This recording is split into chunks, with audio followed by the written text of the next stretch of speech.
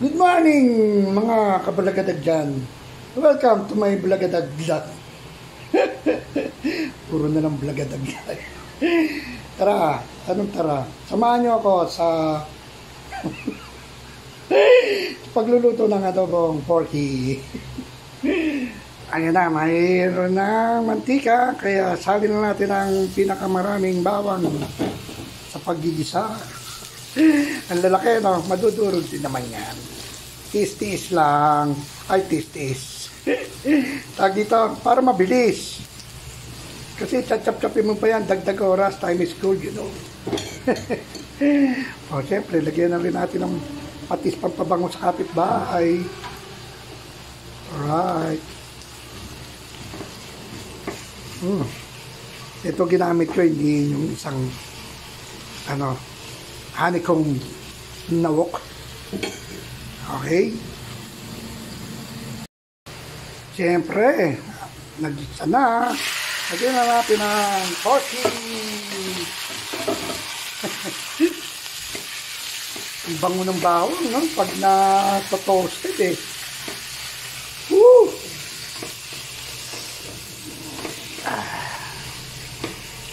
Ayos, gisa lang natin yan. Isa lang natin yan. Sarap, ano? Ayan, gisadong-gisado na. Kaya lalagyan na natin yung suka. Yung sukang nabibili sa grocery, saka sukang nabibili sa Tagaytay, sa mga tabi-tabi.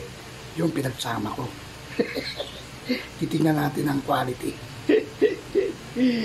Okay? Huwag haluin hanggang kumulo ng kumulo.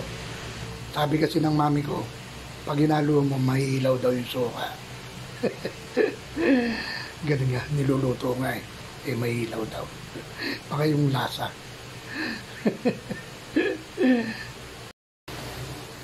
Gisadong-gisado na, kaya pwede nang...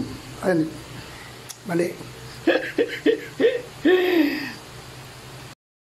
Kulong-kulo na, kaya pwede natin haluin yan.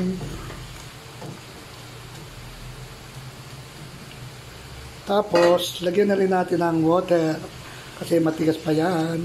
Kailangan palambutin yan. Okay? Tapos, takpan lang natin para mas madaling lumambot. Okay? Alright. Lagyan na natin ng konting asin lang kasi may toyo na maalat dyan. Tapos paminta. Yan. Ayos. Oops.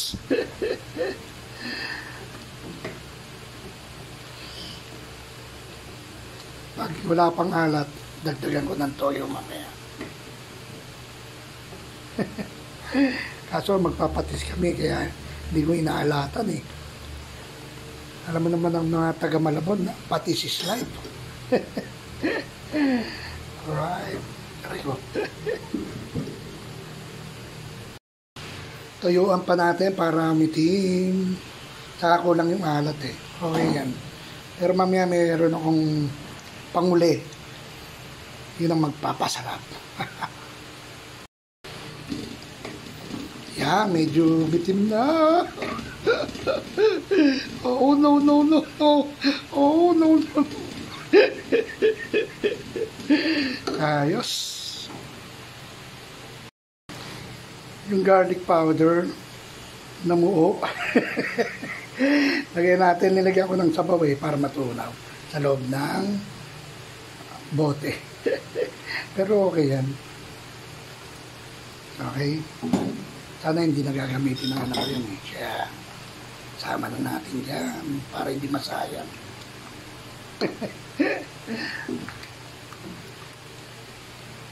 Tutunaw yan. Don't worry. Ayan na. Malapit na siyang maluto. Medyo tutuyuin lang natin siya ng kaunti. Huwag na natin siyang tatakpan para madaling mag-evaporate. Kasi pag tinakpan, nagmo-moist, Magkakaroon ulit ng tubig. Okay. Ayan, paluto na. Tingnan mo.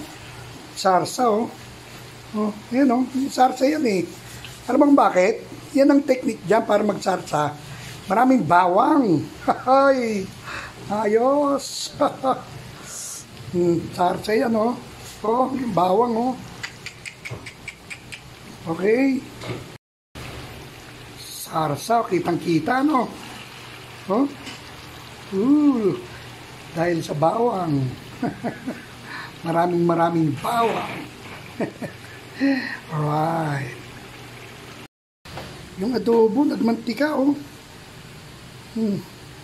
Nawala yung ano, ayun, oh, yung sarsa, oh. Mukhang masarap itong ganito, no? Ayun, oh. Mga bawang-bawang yan, eh, no? Sino mo? Sarap, ano? Mantika. Ayos. Luto na. Thank you for watching. I love you all. Bye-bye. Alright. Masarap ang adobo.